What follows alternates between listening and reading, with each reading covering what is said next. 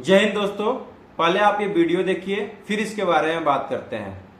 लंबे समय तक हिरण का मांस खा रहे थे कि जंगल में हिरण ही खत्म होने लग गए। अब यही सवाल रामायण में श्री राम को लेकर उठता है, क्या राम ने भी मांस खाया? सच बात यह है दोस्तों कि वेदों और वाल्मीकि रामायण में भी मीट खाने के उदाहरण मिलते हैं। स्वामी विवेकानंद ने भी अपनी किताब the east and the west में लिखा है, आधुनिक वैष्णव एक दुविधापूर्ण स्थिति में खुद को पाते हैं। रामायण और महाभारत में ऐसे उदाहरण मिलते हैं जहां राम और कृष्ण को मांस का सेवन करते हुए और मदिरा पीते हुए। क्या सच में भगवान राम ने और भगवान कृष्ण ने मांस और मदिरा का सेवन किया था, या फिर किसी व्यक्ति ने आधी सच्चाई और आधी जानकारी आपके सामने पेश किया है? जी हाँ, जो भी वीडियो में दिखाया जा रहा है उसका तथ्य जाने बगैर वीडियो बना दिया गया है और उसको आपके सामने परोस दिया गया है। जैसा कि आप लोग वीडियो में देख रहे हैं या सोशल मीडिया पे हर जगह दिखाया जा रहा है, एक ही शब्द के लिए मारामारी चल रहा है, जिस शब्द का नाम है मांस। जी हाँ, बट संस्कृत में इस शब्द का जो मॉडर्न जमाने में मीनिंग निकाला जा रहा है, मांस मीन्स जो किसी चिकन और मटन की बात किया जा रहा है, ऐसा बिल्कुल भी नहीं है। पुराने जमाने में, प्राचीन काल में संस्कृत में मांस शब्द का उपयोग 3-4 प्रकार से किया जाता था। जैसे पहला, जो आज हम मॉडर्न जमाने में समझ रहे हैं, जिसको हम मांस बोलते हैं, जो मटन चिकन के लिए बोलते हैं, वो है, ठीक है, बिल्कुल सही है। दूसरा, जो यज्ञ में प्रसाद बनते थे, जो फल की गुदाएं होती थी, उसको भी मांस बोला जाता था। तीसरा, जो भी ठोस पदार्थ है जिसको आदमी खाने पीने के उपयोग में लाता है, उसको भी मांस बोला जाता था पुराने जमाने, प्राचीन काल के संस्कृत में। बात करते हैं उस लाइन की जो बार बार आपको दिखाई जा रही है और बताई जा रही है सोशल मीडिया के माध्यम से। प्राचीन ग्रंथों को लाइन बाय लाइन नहीं, कॉन्टेक्स्ट बाय कॉन्टेक्स्ट पढ़ा जाता है। भगवान श्री राम वनवास काल में एक सात्विक वेश में थे।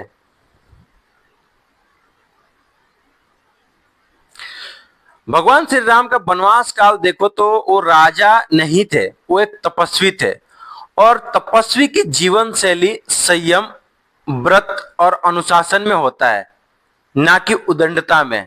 और जिस ढंग से इस वीडियो में पेश किया गया है, वो ऐसा लग रहा है कि भगवान श्री राम उदंड थे।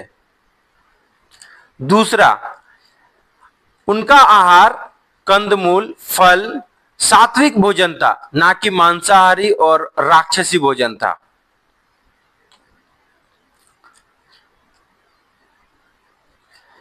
वाल्मीकि रामायण में कई जगह उल्लेख किया गया है कि राम और लक्ष्मण फल मूल पर निर्भर थे और ऋषियों के जैसा जीवन जीते थे।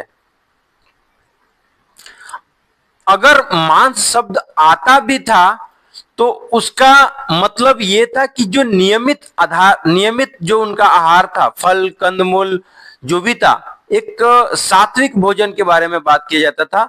उसी प्रसंग में यह मांस का शब्द भी उपयोग किया गया है, ना कि जो आज के मॉडर्न जमाने में हम मांस का अर्थ समझ रहे हैं उसके बारे में किया गया है। धर्म सिर्फ नियम नहीं, परिस्थिति के अनुसार बदलने वाला सिद्धांत है। धर्म सिर्फ नियम नहीं बल्कि परिस्थिति के अनुसार बदलने वाला सिद्धांत है। धर्मशास्त्र के अनुसार एक क्षत्रिय को मांस खाने का इजाजत था, बट कब? जब किसी युद्ध भूमि में हो या कहीं बहुत बड़े परोजन में फंस गया हो या कुछ विकट परिस्थिति हो गया हो, उस टाइम में वो खा सकता था।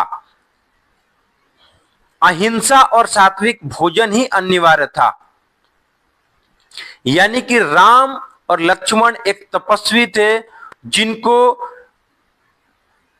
सात्विक भोजन ही ले सकते थे, जिनको सात्विक भोजन ही लेना था,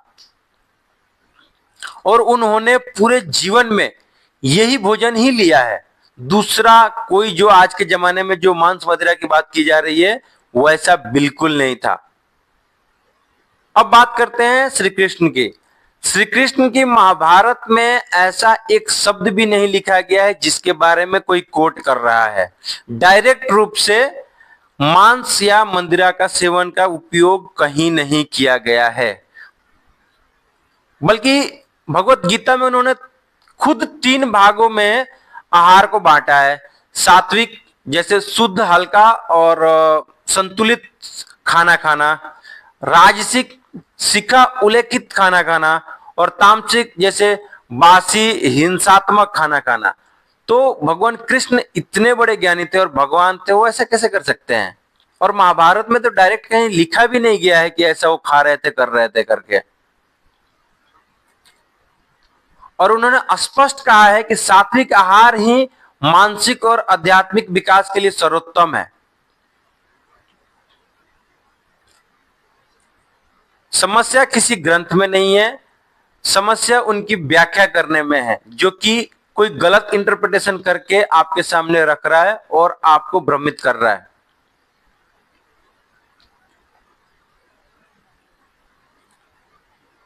आधी लाइन दिखाना, संदर्भ हटाना और मॉडर्न मीनिंग के तथ्यों के साथ जोड़ना, यही लोगों का एजेंडा बन गया है अपना नाम कमाने का, अपना 2 पैसा यूट्यूब वीडियो में बना के कमाने का।